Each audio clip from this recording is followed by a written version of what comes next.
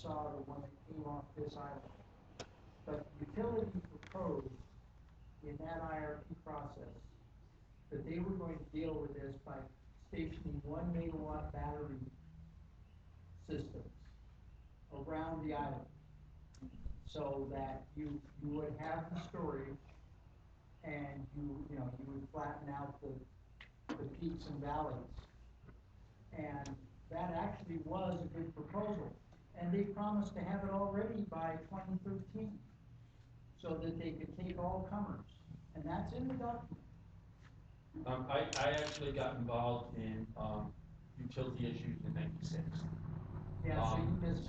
But I'm familiar with that. John was asking about what's called integrated resource planning, where the utility comes up with a plan, and the community is allowed to comment on the plan, but the utility doesn't have to listen to the community. And that's written into the structure, the framework. And so the proposal was, what if you put a bunch of distributed systems, storage systems, little generators around the island to help? And that actually makes sense from a customer perspective. Right now, the Big Island grid is structured so that the biggest generator is offline, and the second biggest crashes. They have enough generation to supply everybody.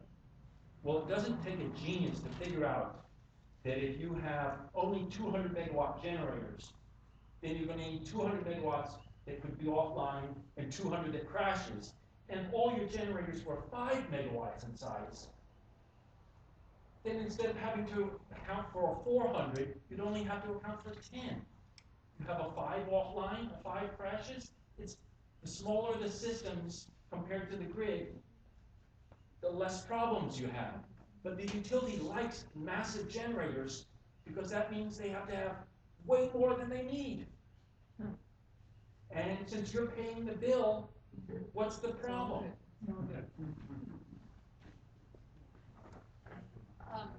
I have two things I'm interested in.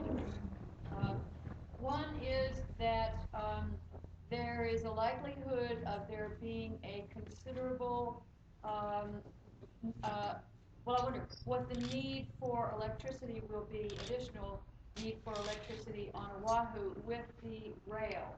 Is there any possibility that this push, Lanai, Maui, and the Big Island, developing energy on these, have to do with the anticipated demand for electricity for rail?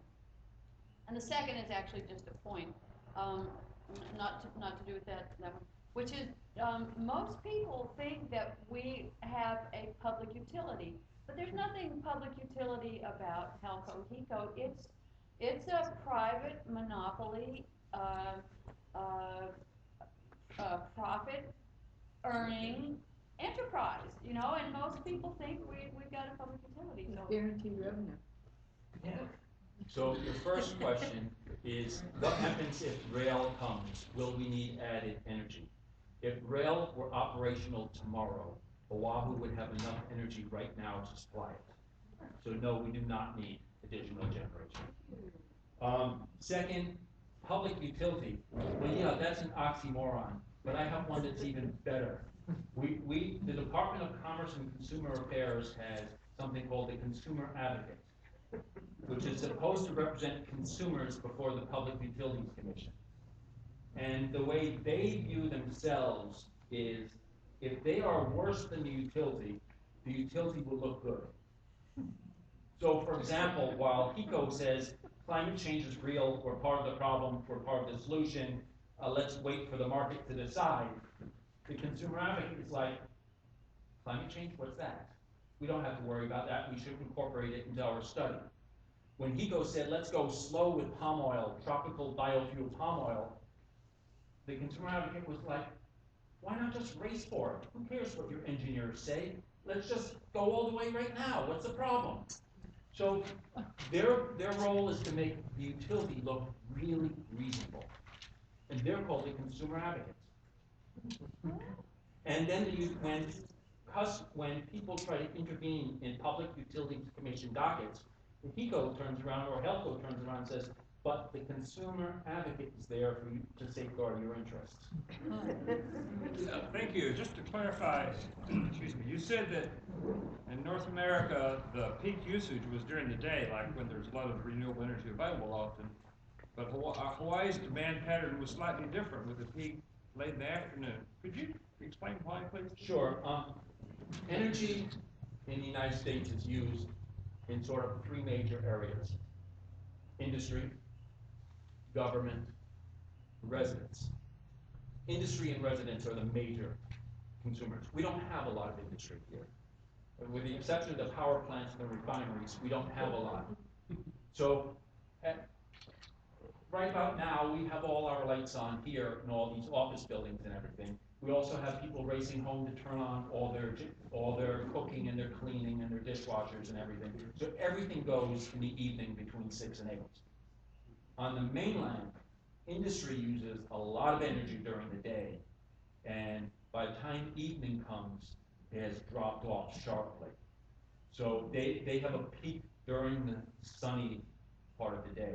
In addition, because you can transfer power across the country to some extent, the sun can be up further horizontally from you, whereas here, when the sun goes down, it's like over the island. So the profile is very, very different for these islands versus the mainland. And wind right now, wind is most powerful at night. When we have a minimum load, you basically turn your fossil fuel generators down low, you keep them down low, and you don't accept any renewables onto the grid. So the wind farm is pumping out energy at night that can't be used. Then they come on strong in the morning and the middle day sometimes, adding power to the grid, but they die down in the evening. So the most intense energy use on the islands are warm, non-windy evenings after the sun is set. And that's why the utilities are really excited, because every one of their generators has to be available for that time.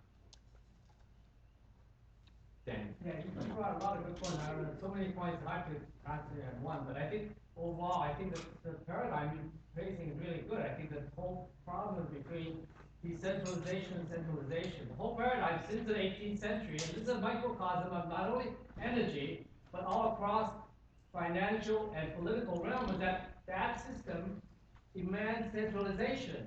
And right now, the whole system is turning around that, we need more decentralization. But it takes a while for people to start thinking about it and actually developing new ideas about that, because it is not a 1 or 2 year transition period. It'll take a long time, but at least if people start thinking about having local community utilities, that's one, but that's really the big primary, I think, question of the day is people are demanding and actually the circumstances are requiring decentralization. But we have this model of centralization that's going bigger and bigger. Yes, the centralization versus decentralization is very important. In the beginning, in the 1800s, the entire electric grid was decentralized. Edison favored generators right where they were needed.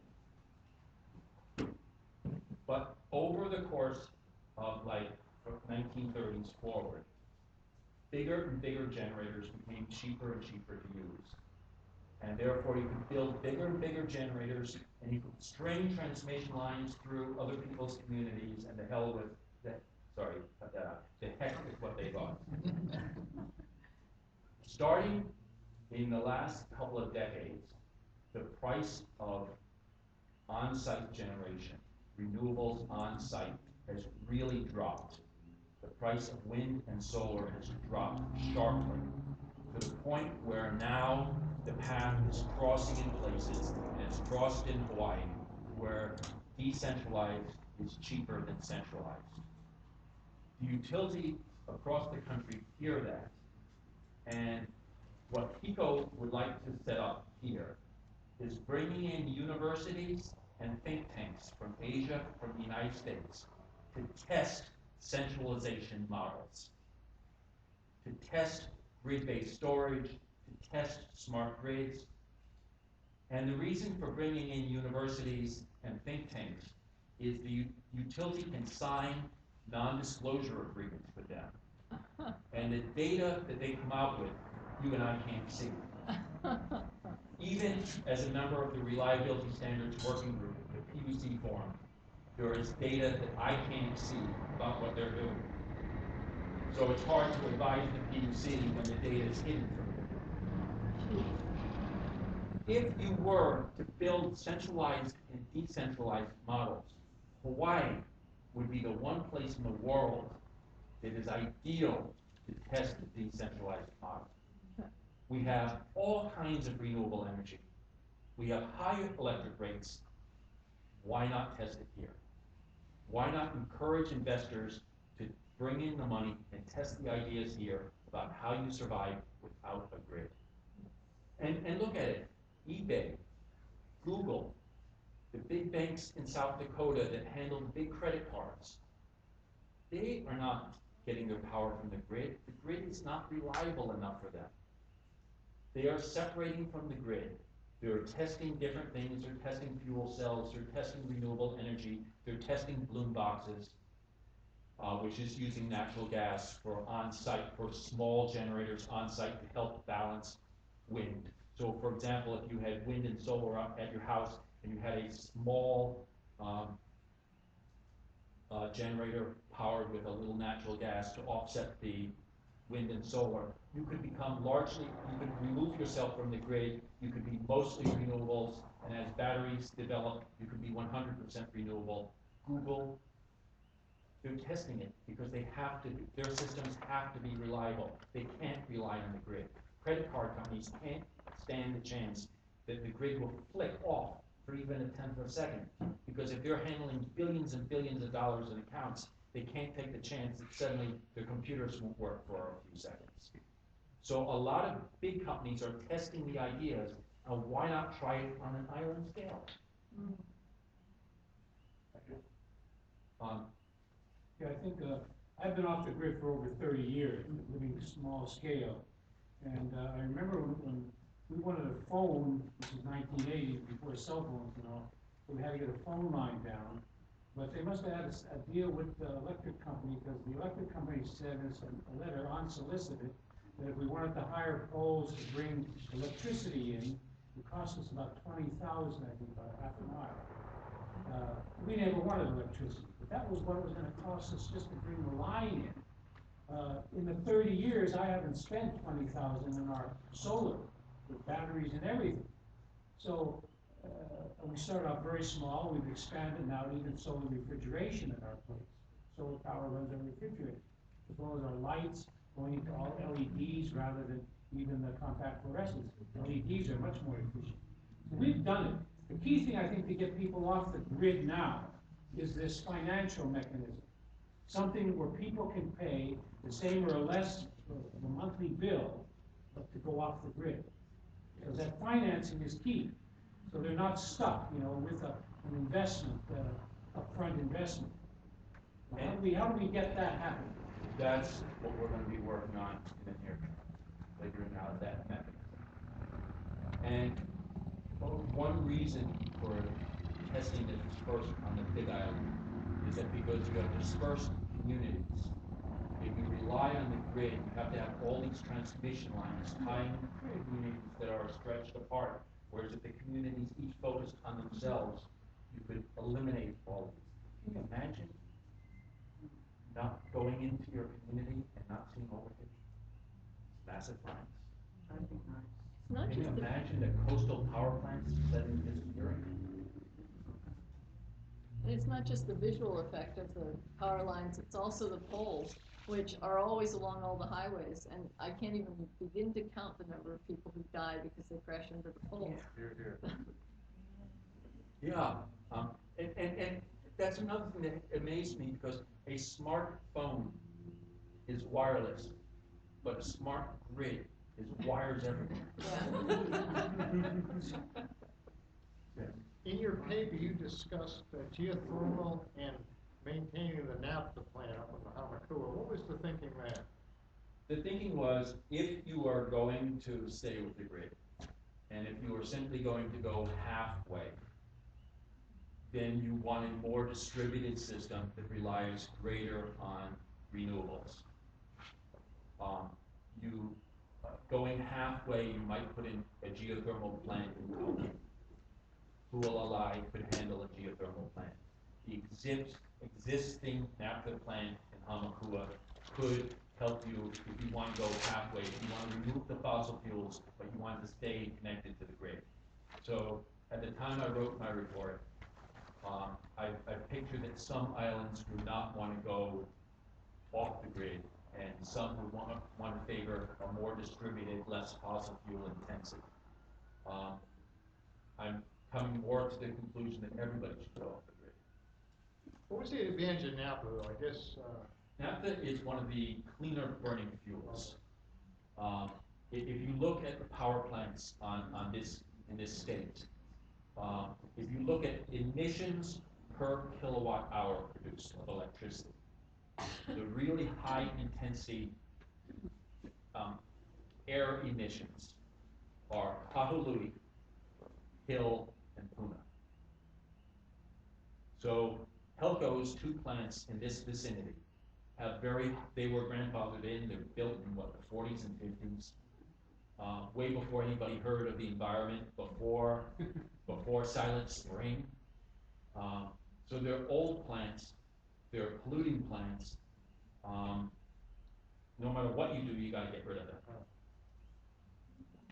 Keaau plant that we're talking about. Yes. Sugar plant. Yes, there's one at Keaau that's, I think, called, that's a Puna plant. And the hill is right up here where you can see it off the shopping center, the tall stacks. Railroad, yeah. Those are two highly polluting, highly inefficient plants. Richard? Hey, I heard the president of Helco saying that they were going to shut down outright plants to bring on geothermal and also the Movement North. Because, I'm like everybody else. It's crazy to bring on geothermal and try to, you got to close down something because that's what's killing them, the oil, right? Yes, and the reason they're thinking about closing those down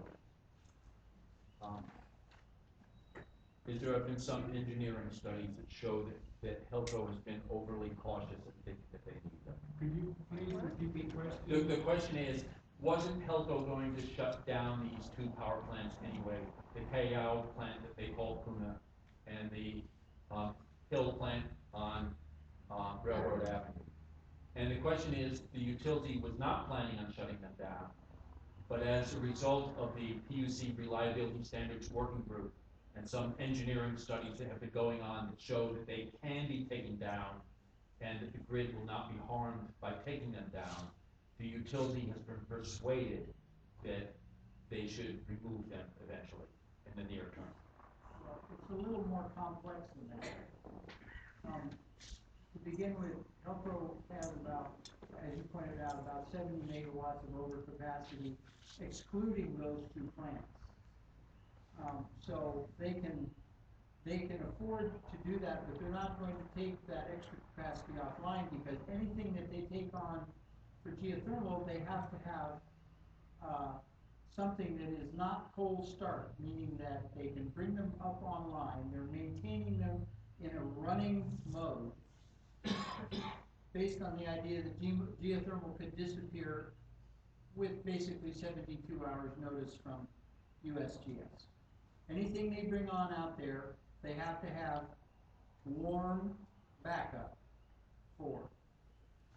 So it's no deal for the consumer because you're still, while you're not feeding them fully, you're still paying for their warm startup capacity. They're running and they're ready to go and they're maintaining it and the ratepayer is picking up the bill. And yes, the question is, will the utility manage to maintain all of the systems even as some come offline? Will they keep them around for emergency? I can't imagine the utility ever wanting to displace anything. There were two Lanai generators that are so incredibly old. I think they were from the 40s. And those were the two that went to HANA to provide backup generation in case the transmission line goes down to HANA. So yeah, they don't like to displace anything. Yes. So, you were talking about how are we gonna make this transition to battery power? And we have big communities like the community where I live, which is actually right next to the geothermal power plant, but we don't have transmission lines. The whole community is already on batteries, which could be a model. But in those communities, like you're saying, we have these, there's not as many people and you have a lot of stretching. So the people inside where the grid is more tight, where there's more people, are actually subsidizing those power lines out there. So it would make sense to me, I would think, and this is John's idea actually, or I stole it from John, is to retract the grid in those areas. And that's how you start to do this, because then you can reduce the rate, it actually makes it cheaper for the people that have to maintain the grid in the central parts. The question is, if we remove transmission lines between communities and have the utility just focus within communities and bring in more batteries within the communities. Just in the ones where there's two people, and but really spread out. At first. The problem basically is the utility does not want to disclose their engineering structure. So, for example, Keaau, Miko, and Helco are spending $2.5 billion over 6 years upgrading their generators and transmission lines, partially to be able to handle two-way flow on the lines instead of one-way flow. That money, that $2.5 billion, is not reflected in any cost accounting when you look at comparing where would you go. There are paths that require that $2.5 billion and paths that do not need that $2.5 billion. And the utility believes that discussion is offline. It's in regulatory proceedings that have nothing to do with anything else, and it's hidden in rate cases. Right.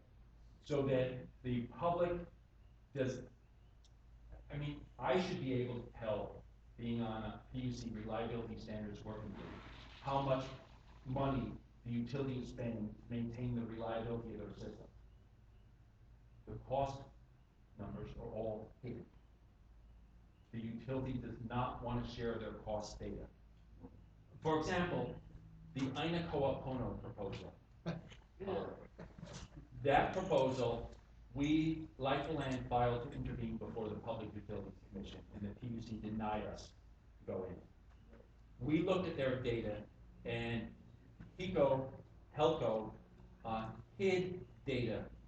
They basically said, in calculating the subsidy that we would all pay for the biofuel operation, they said A times B equals C. We're keeping A and B secret from you, so you can't calculate what's actually happening.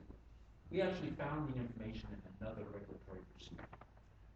We pointed out to the PUC that what Helco wanted was Oahu ratepayers to pay $250 million in subsidies over the life of the project in order for Aina Koapono to sell biofuel to power the Keaau power plant.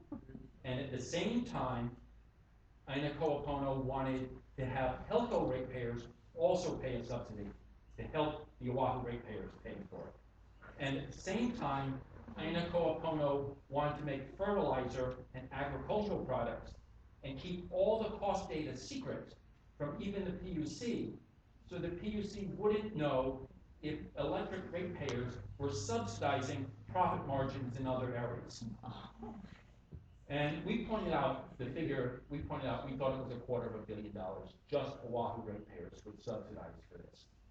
The PUC rejected the project, and in their decision and order, they said that they quoted our analysis, and they said that the subsidy from Oahu ratepayers would be in the 9 figures, so at least 100 million. They didn't want to say 100 million, 200 million, 300 million. To them, it was 100 million at least that Oahu ratepayers would subsidize for the entire thing. That caused, when we and others pressured the PUC and got the PUC to back down on rejecting that, the governor was furious because Ainakoa Pono is powerfully politically connected. And they figured that by pulling in the right connections, they could ram it to the ratepayers. And were furious when the PUC bowed to public pressure. Yeah, that was pretty amazing because what they in effect did was they made the ratepayer the venture capitalist. Yes. Yeah. Yeah, we would take all the risk, they would take all the profits. I mean, after all, we finance the building of transmission lines, but the utility owns them. Where did the public advocate stand on that? The public, the consumer advocate, official position was something like, we do not oppose their proposal.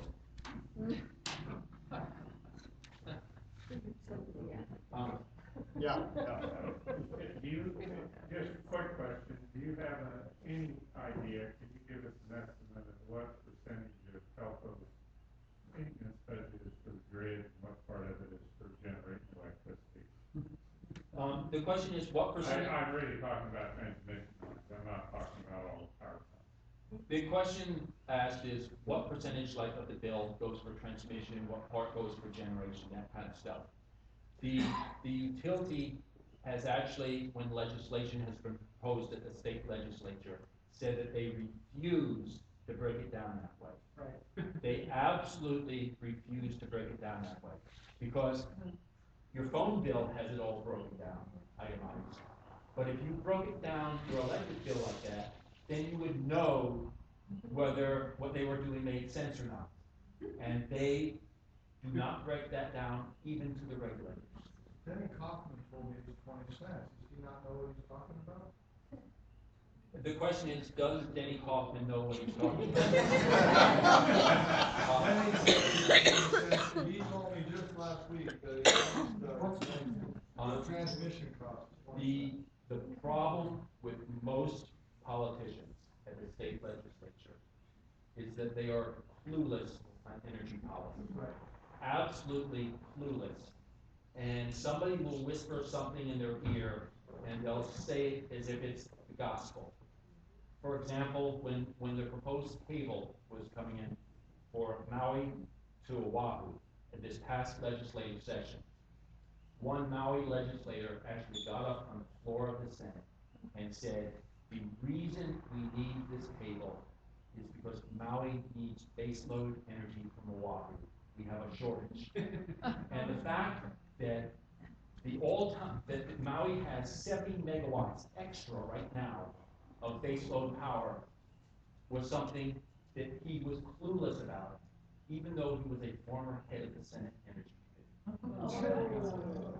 So, So I shouldn't quote that. no. Don't call it. Yes. At the Democratic Convention, one of the things you talked about was the fact that actually transportation uses are the primary reason we're importing was it bunker oil? Fossil fuel, anyway. And I think it would be valuable for that to be more widely understood. I mean, just a lot of information is just really, we don't know. And just a quick sidebar, there's a company called Revolution, which is one of several that are doing this agreement where they do the investment. The question is, how do we break down our use of energy within the state? Energy can be used for transportation vehicles, for air flight, or for electricity. In mainland United States, the predominant use is ground transportation. So you take a barrel of oil, you basically break it up into its components, and your primary goal is to produce gasoline, and your byproducts are for aviation and for electricity. In Hawaii, the most important thing we do when we break down a barrel of oil is to produce aviation fuel. And therefore, both gasoline and electricity fuel are secondary byproducts. Now, the two refineries have both said that they don't know if they can survive. Both Tesoro and Chevron have suggested they may shut down operations here because they can't turn a profit. Their refineries are old, biofuels are starting to replace some of it, the demand is dropping, they would need to overhaul their generators to stay around. Both have indicated that it may be, that they may just fold up shop. At that point, we would be getting all our fuel from the mainland in separate components. We'd be shipping in gasoline, we'd be shipping in fuel oil for the power plants, we'd be shipping in aviation fuel. So if we were going to use the barrel here and break it down into its component parts, you might say, well, you have fuel oil anyway, so why not use it in the generators? But if we're not, the refineries are actually going out of business, and there's every indication they are, then each of the components will come in, and if we don't need it for our power plants, we'll be saving money. I understand, we have 70 megawatts over what we need here, but Telco is about to join an intermediate contract with Hilo Hawaii to install another, energy, some kind of a fuel burning thing out here. It's still going to generate a bunch of CO2 no matter what they burn. So how did that happen if they're going to put on another generator, like revive that old capability? The question is, why would Telco put all these new generators? Hilo Hawaii, Aupuni, geothermal. Why do they need all these generators? They think that somehow the demand for energy is going to increase, and the demand for central power is going to increase, and everybody's going to be so happy they're hooked up to the grid. And if they're not, they're going to make profit anyway. So I can't see Hilo Hawaii coming in. To be, in all honesty, we were the fiscal sponsor of one of the groups fighting it. We certainly plan to intervene before the Public Utilities Commission. Burning biomass to create energy makes no sense. It makes a lot of pollution. Biomass companies will tell you it's carbon neutral, as if proponents of projects always manage to say that everything is fantastic and don't worry about it. We believe, Lifeline believes, that every energy project, every single one, has a footprint. Everyone has an environmental impact, everyone has a cultural impact, every single one has an economic impact, every single one has a social impact. So the question is not claiming that there's no impact. If you claim there's no impact, it's because someone's paying you to say that. And the question really is looking truly at the alternatives and truly looking at the impacts. Somebody back there has been trying. Denise. You're next, and then Corey. Thank you, Karen. You're welcome. I just simply wanted to plant an ancient heirloom seed, that of Nikola Tesla, which is his backyard, round radio like antenna for free world energy. And I want you to keep that in mind, because that is all possible and safe with related parts and money. The question is about Tesla, and I find Tesla interesting for two reasons. One, he did say a lot of things on a lot of different topics, one of which may have been a way to find cheaper energy or may not be, I don't know. But the massive transmission lines that we have bringing from power plants outward, that was Tesla and Westinghouse. Edison said we should build power plants right where they're needed. Westinghouse and Tesla said, no, let's build them out in the boonies and build massive transmission lines in. Because Edison was popular, they went with the Westinghouse Tesla model and called all the companies Edison. Con Ed, New York Ed, Chicago Ed. They were all named after Edison, but did not use his model of centralized generation, of distributed generation. So Tesla and Westinghouse worked on alternative current and massive transmission lines. They may have also found some other ways of making cheaper energy, but I have not seen those. JP Morgan has all of Nikola Tesla's plans and drawings. He destroyed Nikola Tesla's laboratories, and Nikola Tesla has free energy available to the people, and it is possible. He has done it. JP Morgan sits on the board of directors of the American Wind Energy Association. You might wonder why I think it's a 29-member wind board of the American Wind Energy Association. Why there would be only 7 wind companies on their 29-member board, whereas there are nuclear companies, coal companies, AES, the coal plant in Kailua, massive fossil fuel companies, steel companies sit on the American Wind Energy Association board. The reason, of course, is there's enormous subsidies for wind, and these multinationals who have nothing to do with wind want to figure out how to capitalize on American taxpayer profits. So they may have Teslas, JP Morgan invests in all sorts of things. Nikola Tesla, if you can find the information and access his mind power, it is all possible. Because free world power, the free world energy is a possible thing, because that's why he worked with Westinghouse. That's why he worked with Edison. And he thought that JP Morgan was going to apply this. And that's why JP Morgan had all of Tesla's plans, designs, and JP Morgan destroyed everything that Tesla created and implemented, and then also destroyed Tesla. Correct. More mundane question. Sure. How do you give landlords incentives to put in solar energy? Because of course it's the tenant that pays the bill, not the landlord. So how do you persuade that landlord to put in solar? One way of, yeah, sorry, how can you persuade a renter who pays a fixed bill to the landlord? Or how can you persuade a landlord who rents to a renter to put in solar on their facility? That is harder, but you need to incentivize it. You need to persuade all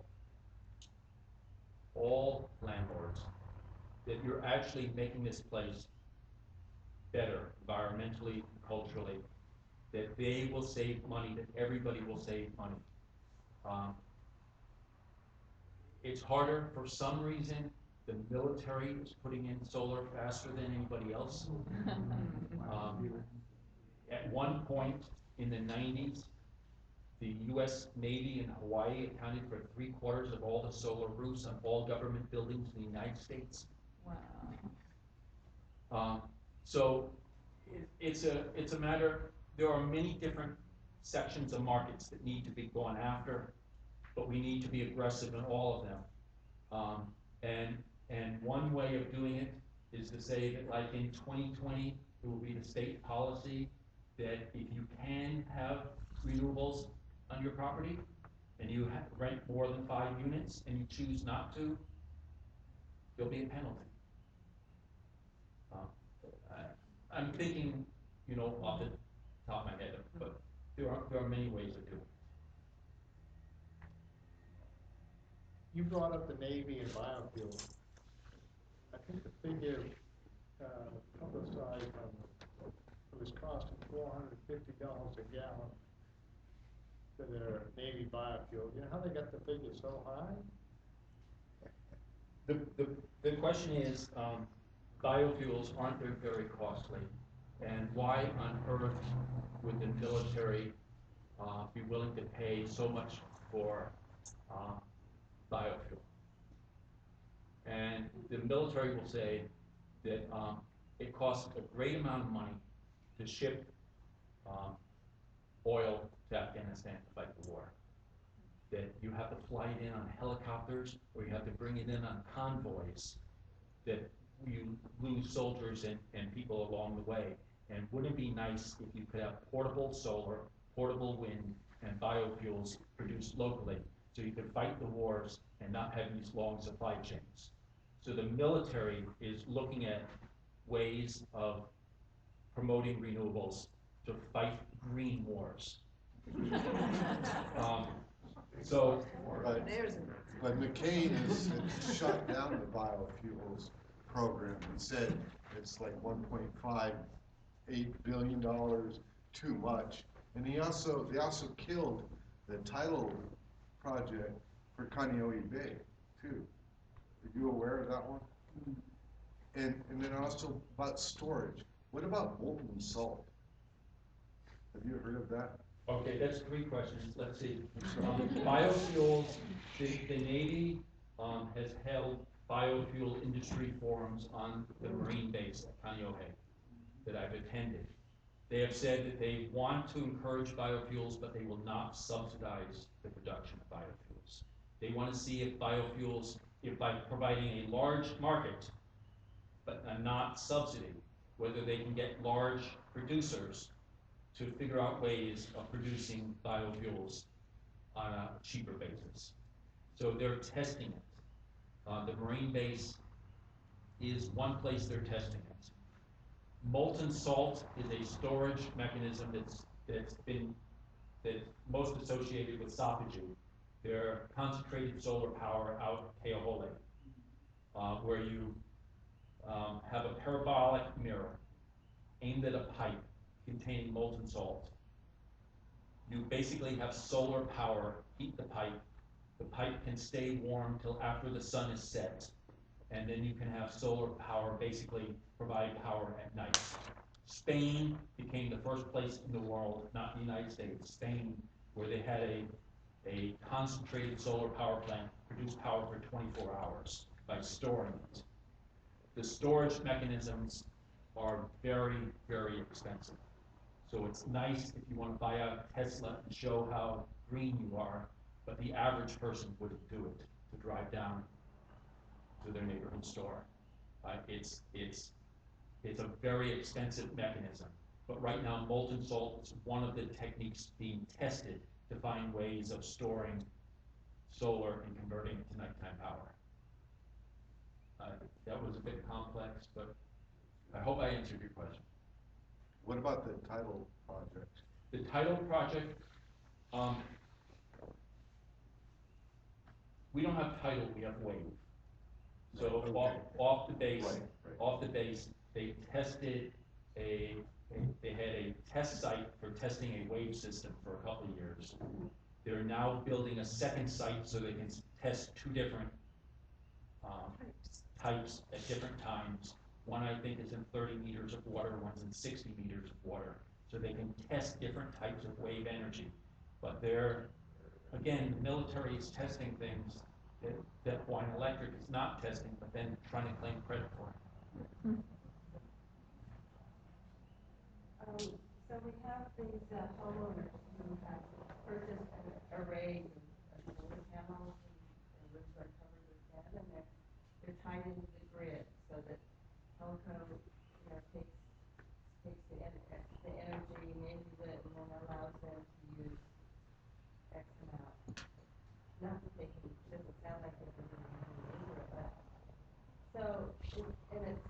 it's driving up the cost, I guess, what I heard you say for those who don't have that system. So, I guess it sounds like maybe the next step that you would recommend is to go ahead and get the storage, the batteries, and start storing it yourself, get the inverters and all the rest of the solar components, and then just sever yourself from the grid completely. Yeah, and I think the question is the next step from net metering to have your own storage and sever yourself from the grid? I think the answer is yes. I think it would be easier if you had an entity who was financing you so that your monthly bills do not go up. In fact, they go down. And so the next step is actually creating the entities that will help customers to separate from the grid. Right. Yes. Yeah, in the back. What would you say to some of the growth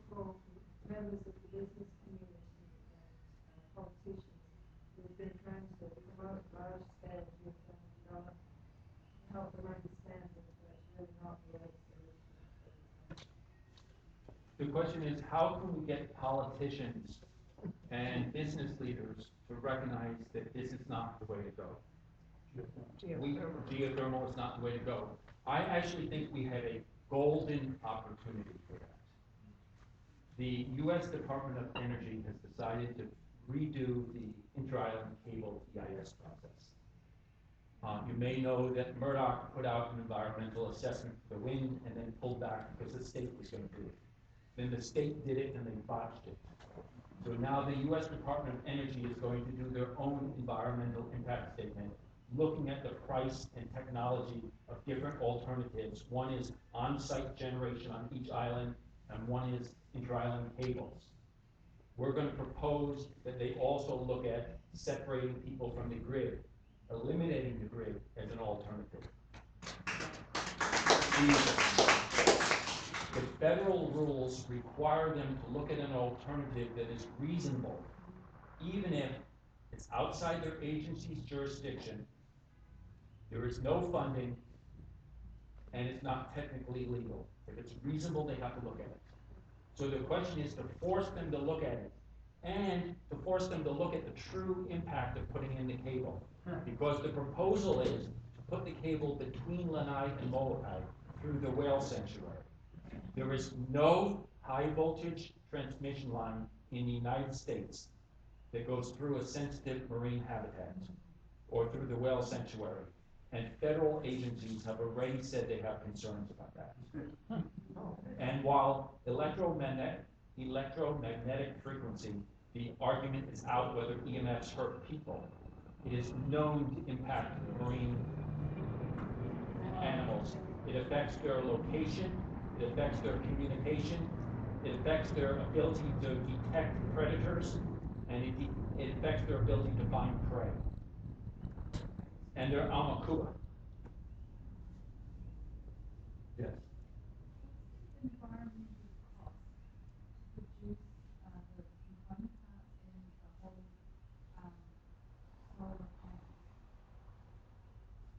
What is the environmental cost of solar panels?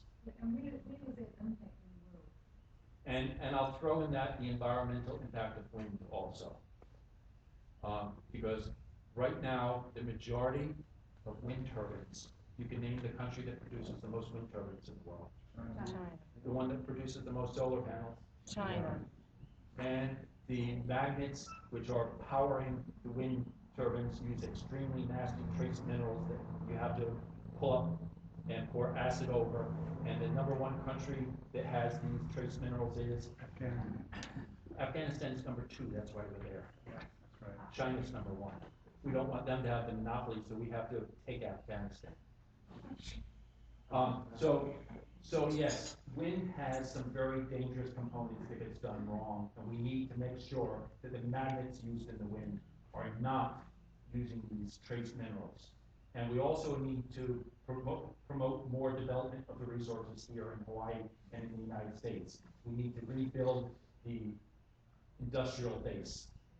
Solar has less, there are a variety of solar metals used, arsenic is used in some, but it's less toxic. It's collected in less toxic ways. It can be built local, it can be built within the US.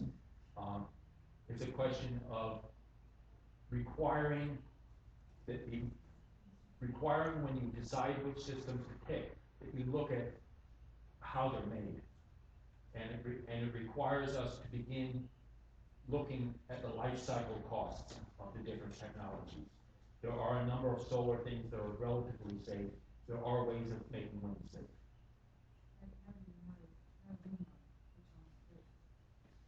One way is if we had a government that actually carried, right now, if you look at the state economy, we produce about $71 billion of goods and services in this country, in this state each year, about 70 billion. And our net export is around 14 or 15 billion. That is almost 20% of our total income we're exporting as a net loss for the state. And therefore we need to make up that money through military investment and tourism. So we have a state government that is focused on how to increase tourism and how to increase military expenditures here to balance our huge trade deficit. We need to produce the goods here. We need to produce our own agriculture. We need to make our own energy systems here. We need to support local businesses and stop being economically subservient to outside.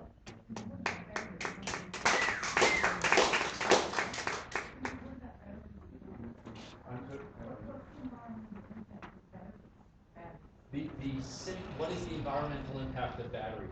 The safest battery is the pump storage concept, where you pump water between two reservoirs.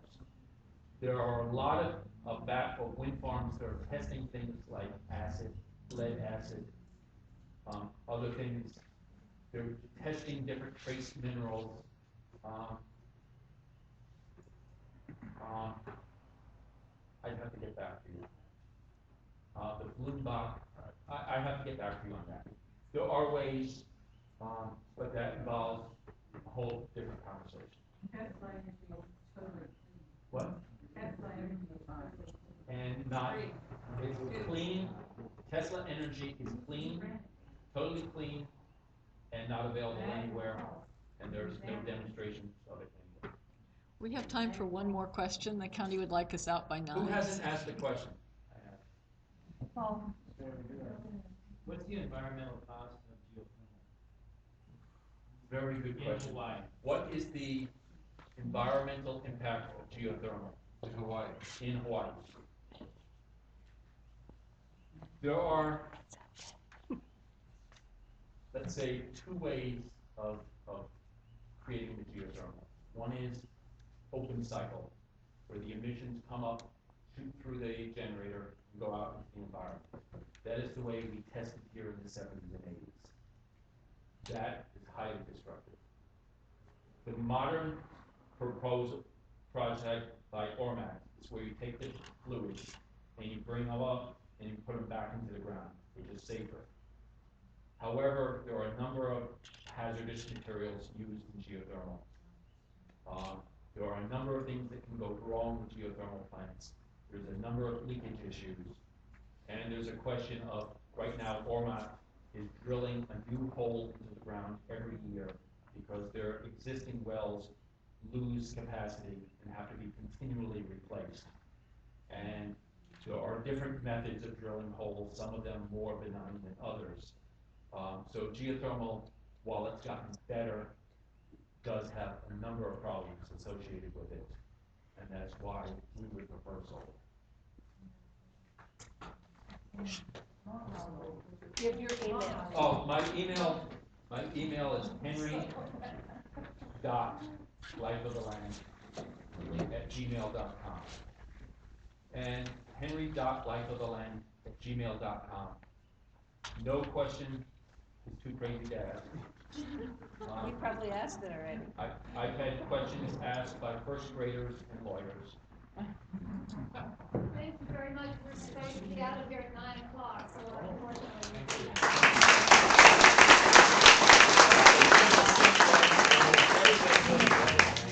If you'd like to help, you're welcome to have staff chairs. That was interesting, wasn't it?